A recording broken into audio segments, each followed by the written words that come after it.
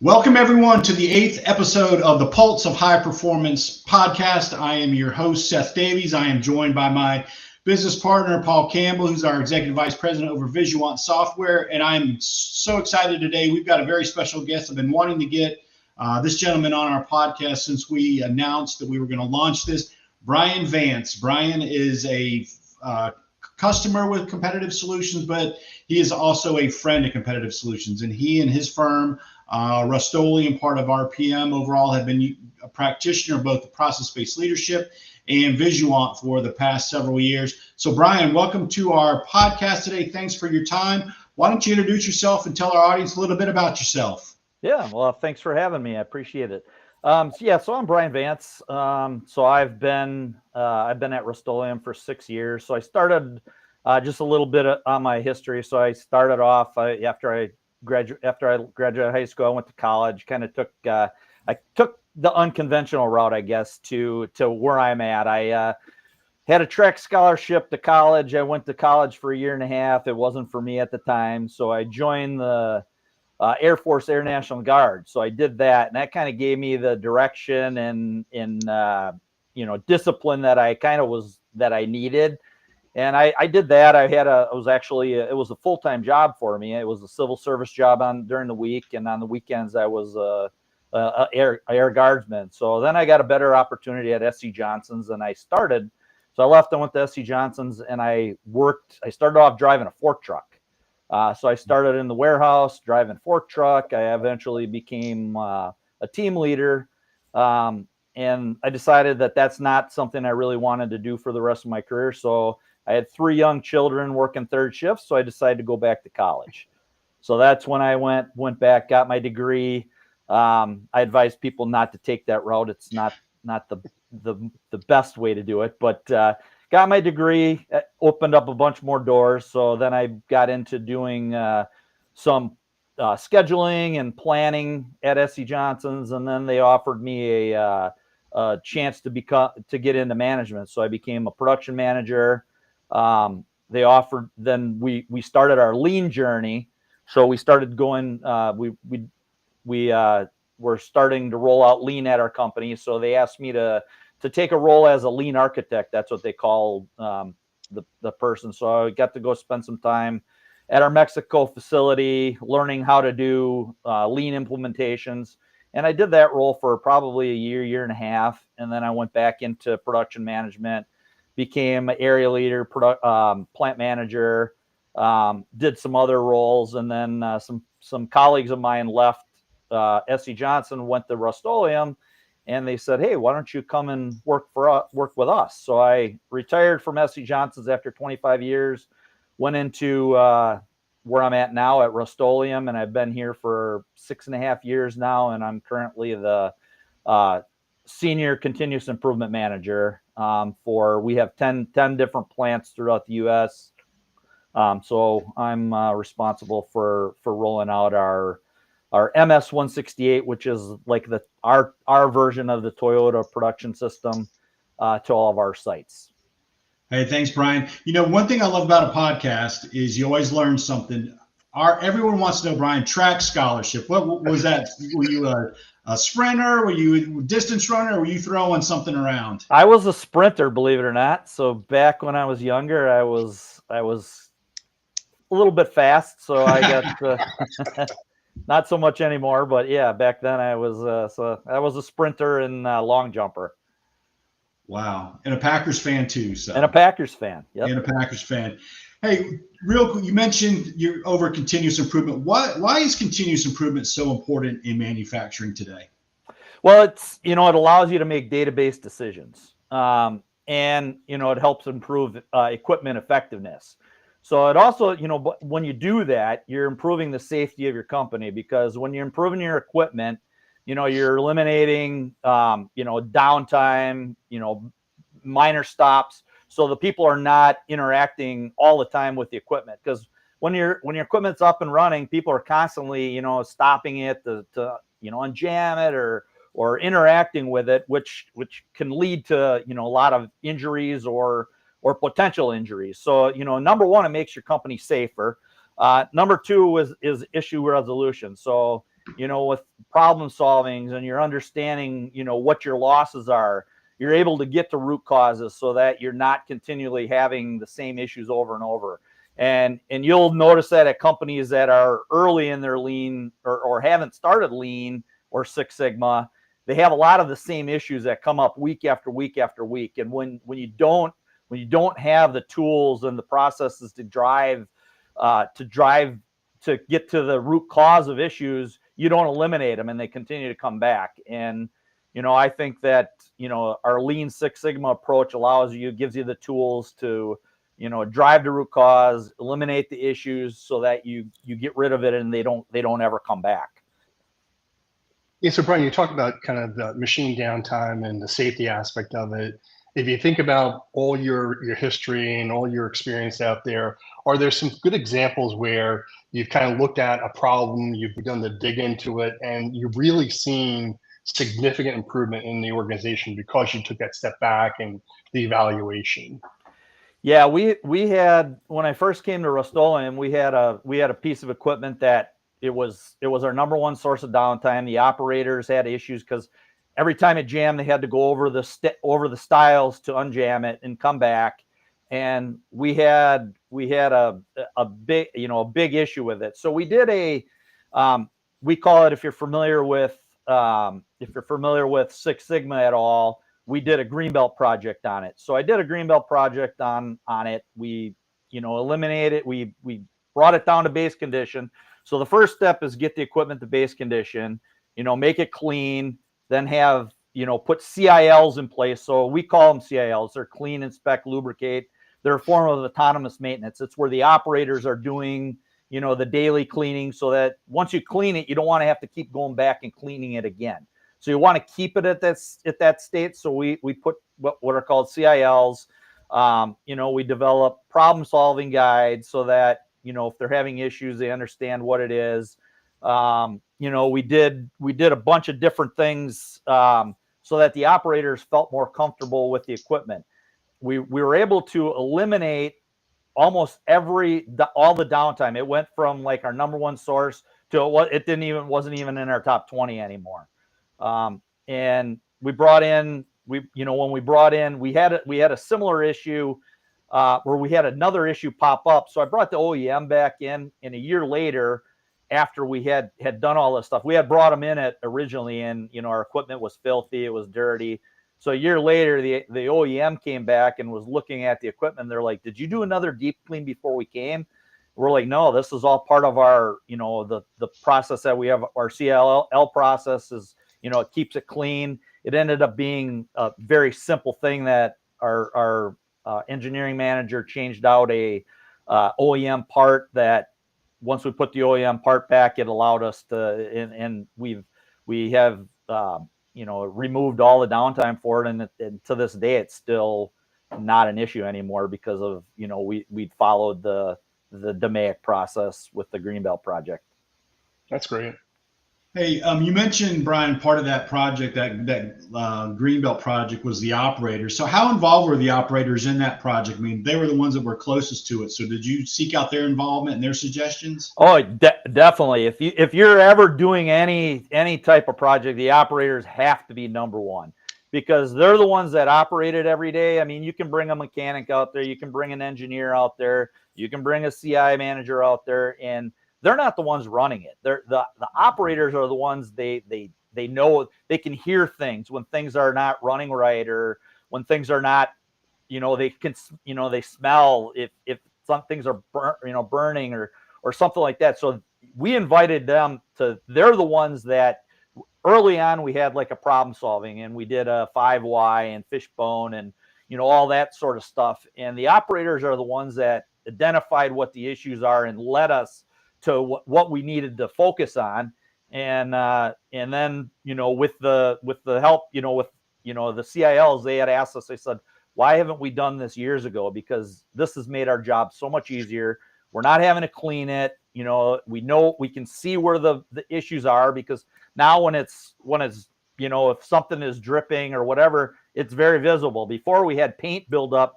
I'm not kidding you. We had paint this thick underneath the conveyors that when we broke it off, we had to put all new conveyor chains on because the chains were so stretched from running over the dried paint that, they just fell off when we cleaned it. So having the operators involved, always have them, because they're the ones that are going to be the biggest help to you and to understand what your real issues are.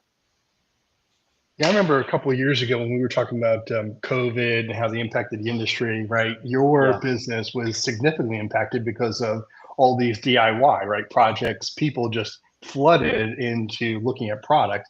Yeah. Did you find that, that really impacted because of the production spike you had, right? Your CI activities versus now maybe your production is kind of leveled off a little bit, or were you able to continue with CI activities throughout this whole process? So that's a great question, because before I came to Rust-Oleum, so like PMs, when you're doing your preventive maintenance and you're doing your CILs, prior management at Rust-Oleum, they would skip those. If we got really busy, like during COVID, and we got busy, and we would skip them because we're too busy, Brian. We can't shut down for PMs this week. But with the system the MS-168 system that we have in place now, we never ever skip a PM. We do CILs every single day because they're important. Because if you do not schedule the time to do PMs and autonomous maintenance on your equipment, it'll schedule it for you, and it'll be a lot longer than the time that you're taking to actually do it. And we had the plant manager that I was working with, you actually know her, Maureen. She was, during that whole process, we would not ever miss any downtime or PM or CIL. That was important, and our throughput went up. Our OEE went way up. I mean, we've driven, a lot of improvements by doing that, because by keeping the equipment, in like new condition, it's going to run better. Yeah. Absolutely. That's great story there, Brian.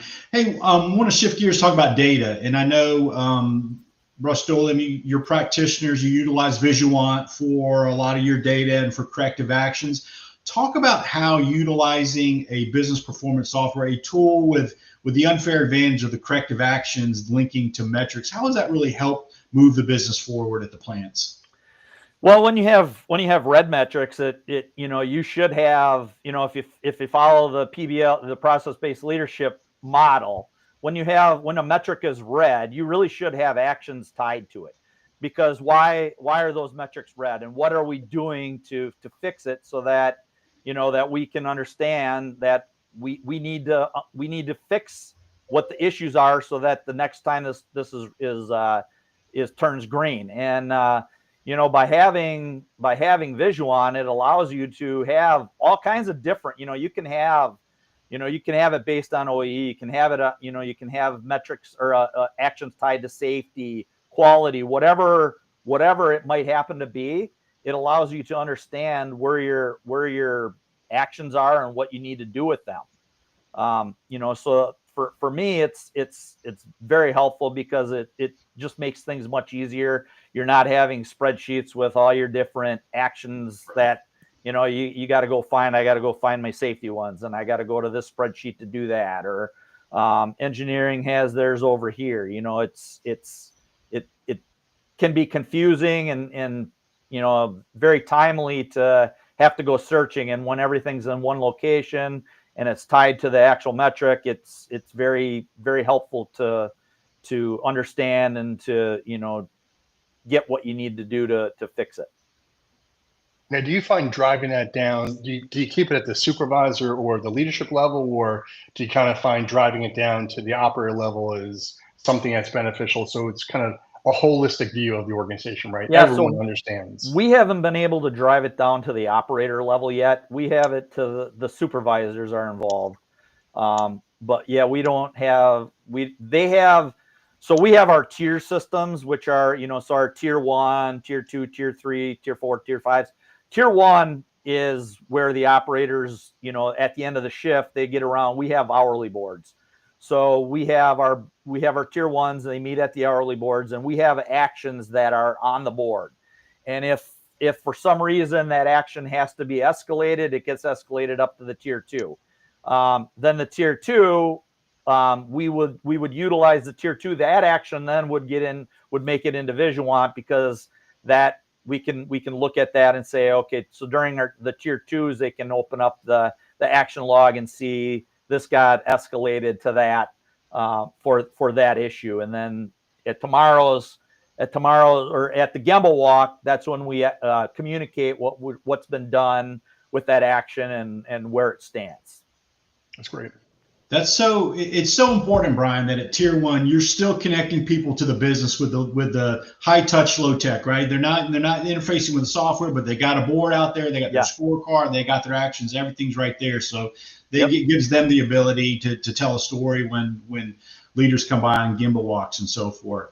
So I got a quick little story about the hourly board. So when I started at Rust-Oleum, I rolled out boards, hourly boards, and the operators are telling me this is stupid. Why are we doing this? It's a waste of my time. We have an MES system, it tells us what our downtime is, so you have to explain to them why we're doing it. So I explained to them what we were doing. Well, fast forward to a year later, I was making an adjustment to the board. Well, at the time I have to line it out. So it's just a whole lot easier if I take the board and put it in my office, and I lined it out in my office because I had all the stuff there.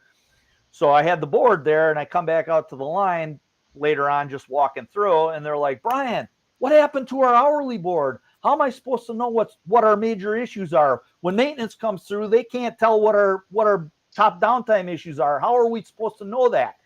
So it went from this is stupid to we can't live. Now we need this. We can't live without it. So by communicating we have them as a part of building the boards and what worked for them, how it was, and goes back to the operator involvement, having them involved. Now they own it.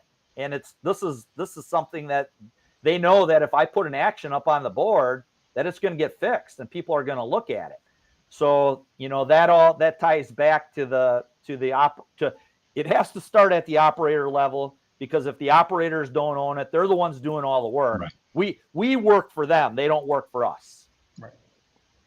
As you talk about operators, right, the technology is changing, everything's changing so fast, right? And you have to keep up with the skills of the people to stay up with that stuff.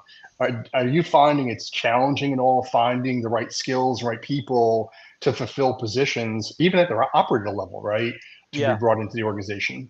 Yeah, it is a challenge. Definitely, skilled trades is our biggest issue. It's hard to find people that are skilled, doing, electricians or mechanics or even controls techs. It's difficult to find very good ones. Those don't come available often. So when they do, it's imperative that we have a good plan to keep them, by training them on other things. But even at the operator level, Paul, it's bringing in somebody with, now we're running, we have, equipment that is more high tech, it's involved with that are tied to HMIs, and there's, we have downtime systems on it. So the training and standard work is imperative on you have to build a good training program so that, your operators feel that they understand what they're doing. Yeah, I agree. It's interesting. I read an article in the Wall Street Journal recently about the skilled trades, and I can't speak specifically, Brian, for your company, but some companies, people coming in and starting as skilled tradesmen are making more than folks that are starting out in management, right? Because it's such an important job, and there's a scarcity of those candidates. They do, because if you don't pay them, you're not getting good ones. So yeah, we have some skilled trades that could come in and they make more than a supervisor does, because they're just hard to find. And if you get a good one, it's and you have that need, it's definitely, you have to pay them. What about leadership? Who are some of your, when you look over your career, Brian, you mentioned 25 years at SC Johnson, you were in the Air National Guard, you're now at Rust-Oleum. What were some of the characteristics of the top leaders that you have? What did you really admire in the leaders that worked with you? So I've been very lucky. I've had some really good leaders that I've been able to work for. And one common trait that all of the good ones had is communication. So, being able to communicate what their vision is, because sometimes, they may know what it is, but if they can't communicate it, and when you can communicate what it is you want to do, where they're trying to take take us, it's much easier to get people aligned, and you can get people aligned. And once you're aligned, it just makes things a whole lot easier. I don't know if you've ever read John Maxwell. Oh yeah. But John Maxwell has he writes with 5 levels of leadership. He's got a bunch of books, but he's got a book, and there's one in there. It's called The Law of the Big Mo. And what that talks about is when you have momentum and you have people aligned, you can get artificially you can get a lot more things accomplished than you normally would when people aren't aligned and you don't have momentum. Because when you have momentum, everybody wants to get on board and everybody wants to do it. And when the really good teams that I've been involved in have had that, because they have good communication, they have people that trust in them. Another trait is empowering your people. So the leaders that empower their people, and they motivate them to do more, because give them the opportunity to make mistakes, because sometimes they will. And when you have those conversations, when they make mistakes, you have a crucial conversation with them on what it was that you did and how would you do things differently. And rather than chastising them for making a mistake, they build them up so that the next time they're making a better choice. Because the bad leaders that I've had in my career are the ones that micromanage, and they want to make every decision. And what that does is nobody wants to make a decision, because if I make the wrong one, I'm gonna be punished for it or whatever. So therefore nobody makes decisions, and then things are stale. It's demotivating. So people that empower their people and understand, typically have the self-awareness that they understand how others view them and how they're able to drive people to do more. And those are the leadership qualities that I've really admired of some of the people that have been my best managers. Yeah, I agree with Brian. It's like, when people empower you, right? One of the things I've always heard, and I've always kind of encouraged people, is if you have an issue, right? Don't bring a problem, bring a solution, right? Yeah. But support that person, right? Right. In actually delivering against that solution. Exactly. And that's the empowerment side, right? That's letting them understand, listen, I've got a challenge. Yep. I've got to figure out what that challenge is. I've got to present kind of where I need to see that challenge and what things I have to do to solve that problem. And I'm going to get support to actually get that problem solved.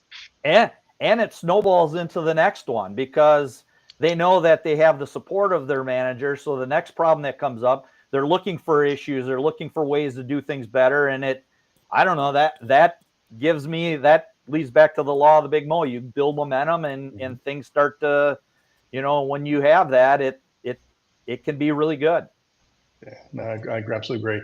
One of the things I want to go back to, you were talking about kind of when you were really going heavy with production, COVID as an example, and a lot of organizations face this, right? I get peaks in production, and there's a lot of opportunity where I'm going to forgo some of these other things, right? Yeah. Because I got to focus on producing, right? I've got to deliver the widgets, right, out there. Yep. When you're faced, or someone's faced with that, what kind of guidance can you help people understand? Like, how can you help them get past that, right? So if I'm a CI person, right, and I've got to kind of coach my leadership team, right, on why it's so important to do this, what would be your words of wisdom to help another CI person get through that? So we've actually had that at some of our sites that are early in their MS 168 journeys.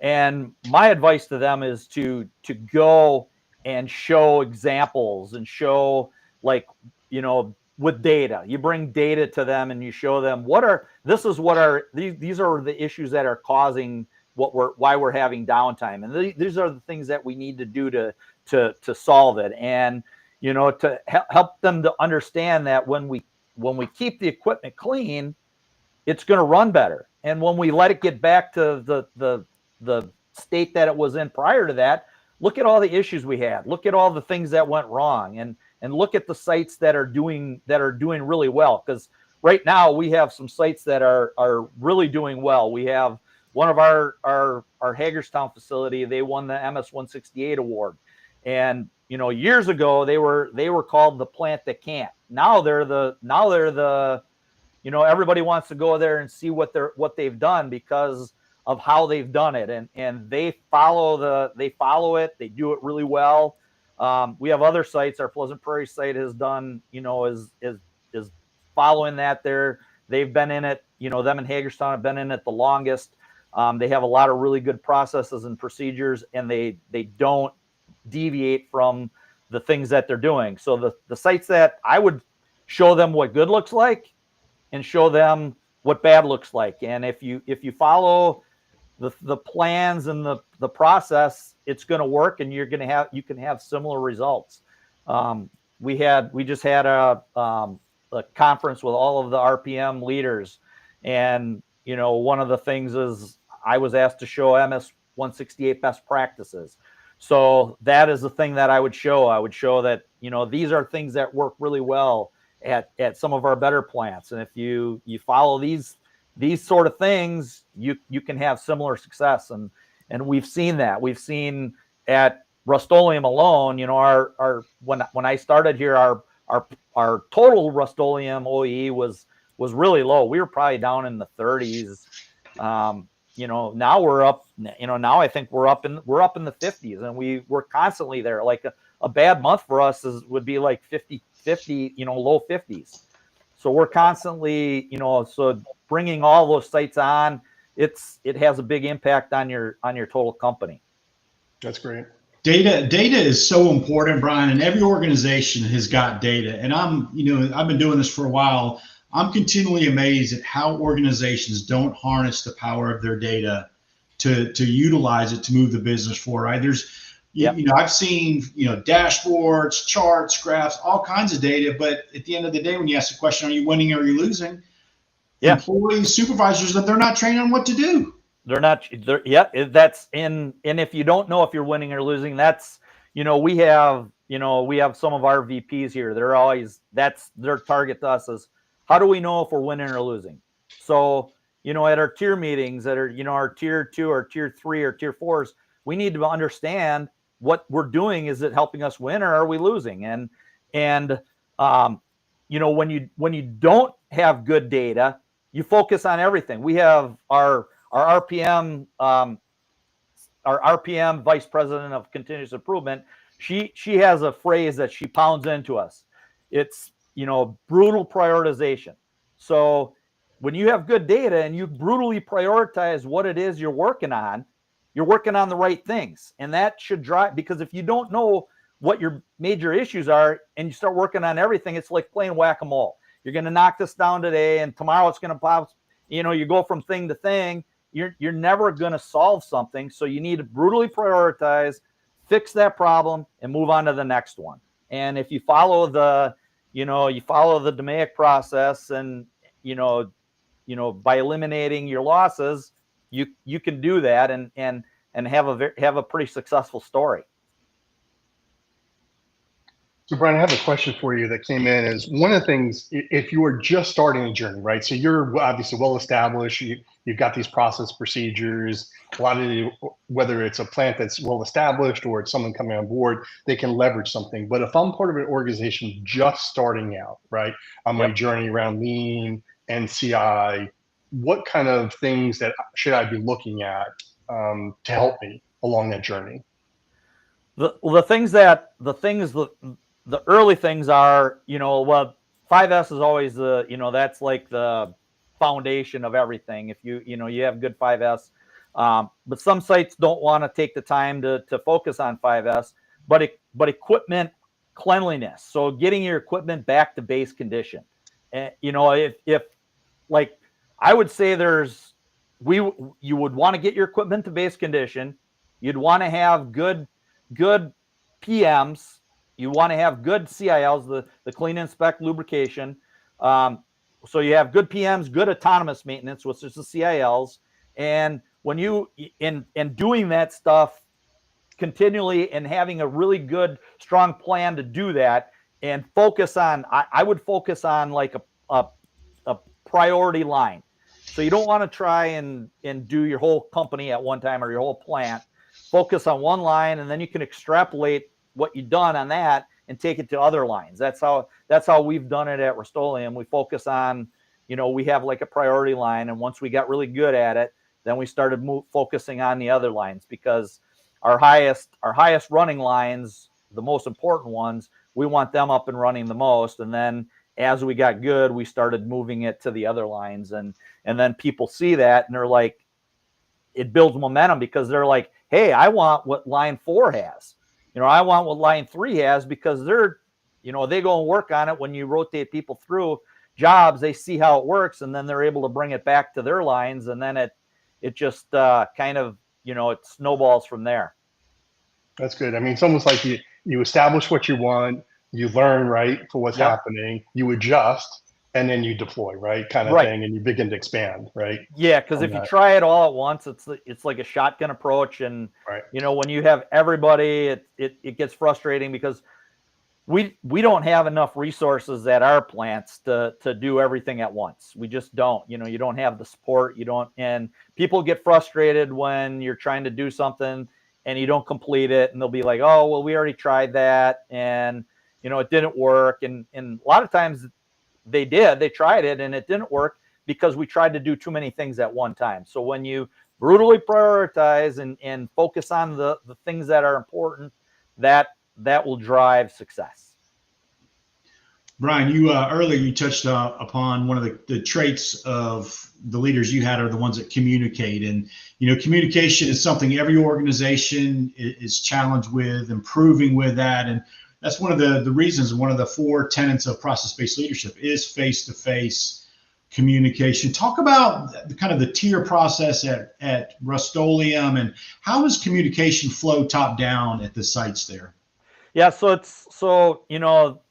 it's very similar. Our tier system is very similar to the process-based leadership that you guys deploy. So we've gone through some of that with you guys in the past, and we've taken like our tier 1. That's like operators.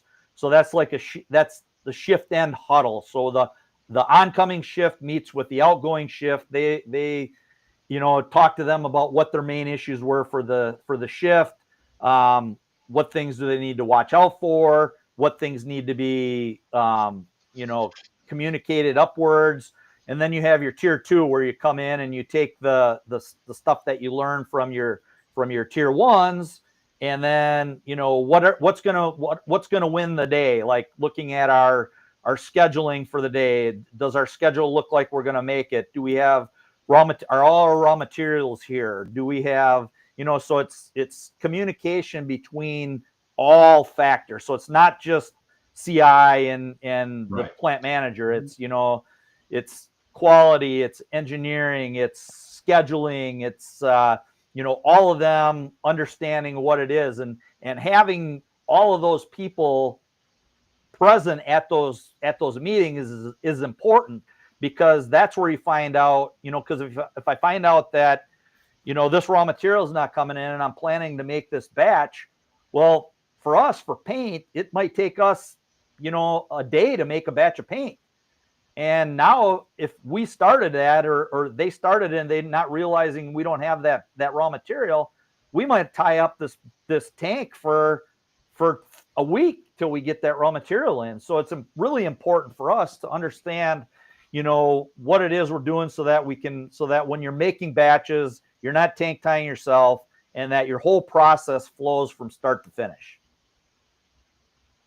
So it's making sure every part is aligned, right? Every part is aligned and moving in the right direction. Yep. And then your tier 3s, then we go up to our tier 3s, where we look at, that's like, how did we do last week, and what do we need to, what were our biggest losses? What were our biggest issues? What do we need to do? What actions do we have in place to prevent that from happening for next week? And then what's our plan moving forward? So it's like not always, you want to understand the past, but then you want to have the actions in place to make sure that that doesn't happen for the next week, so that you're setting yourself up for success. And you talked about a lot of the best practices, right? You had this conference you did best practices. Is that kind of a regular event that you go through that's sharing across the plants, right? So we have what's called a tier 6. And when we started the tier 6, that's what we call our best practice sharing. And we have all sites, all of our sites are invited. And we were doing it monthly, but we found that some of our smaller sites don't always have a best practice that they could share every single month. So we've gone to quarterly because we have a lot of those. So every quarter, all of our sites meet, and it's all of our, it's the plant managers, it's the whoever really wants to attend. They come in and they see what some of the other sites have done. And then on top of that, we have also an RPM level best practices where we do that quarterly as well, where all of the RPM sites get on there and we go through they'll take out, because they know they take some of the best practices from some of the sites, and then we'll share those and go over those with the bigger group too. So we do that, and then we do have a CI face-to-face with all of the RPM sites. We do that twice a year to go over best practices there. Plans. We set up our strategy on things that we want to work on. Like zero-based yield is one of our top priorities for the coming year. So we're working on, how can we improve our zero-based yield for, in the next year, because that's a, big opportunity. Hey, we got a question here from Frank and Sheboygan, Brian, and his question is around AI and manufacturing. Kind of what's your view? What are your colleagues saying about AI? You can't go a day without hearing about artificial intelligence and AI is going to do this, do that. What do you hear? What do you see? What do you read about AI manufacturing? So for us at RPM, we're looking to get into AI because, especially at Rust-Oleum, some of our batches are very, some can be difficult to make. We have the hard ones to make, and when you have different types of raw material coming in, the specs on that raw material might drive to make that batch. So, the first time right is a big deal for us. So sometimes when you're having to hit a batch of paint several times to get it to the right tint, it might add on, a half of a day while you're making that paint. So AI for us, we're looking at how can it help improve, when we get raw materials in, to take all that information that this spec meets this, so therefore we need to, it can help us with our batching of making our paints much easier, and the first time right will be, greatly improved, because making paint is, it's a science, and we have some really good people that are really good at it, but when you start bringing in and you're bringing in different types of raw materials that sometimes might get mixed together, what kind of impact is that going to have on the batch of paint? And is it going to be the right color? And is it going to be first time right every time? Or is it going to be, do we have to make several hits? So that we're looking to add that to help with that for us. That's great, Brian. One of the things you were talking about earlier too is the operators, right? Bringing the operators in and the whole onboarding process that you go through, right? Kind of education out there. Is that also kind of a continuous education effort, right? Because things are constantly changing, right? Whether it's AI you're going to implement, or it's a new piece of technology or new machine you're going to bring in, right? It's always going to change. Yep. Do you have programs in place that you have constant education? We do. We're actually, that's one of the focus we have. Our pilot site in Hagerstown, they have a training program that they're working on, that they're building, training matrices, and we have those across the company. But we realize that training is a big opportunity for us at our other sites. So we're looking at how can we get better at training. Our standard work documents, so that they're improved. Our troubleshooting guides. how do we improve those so that people can improve on those. And then what else was I going to say?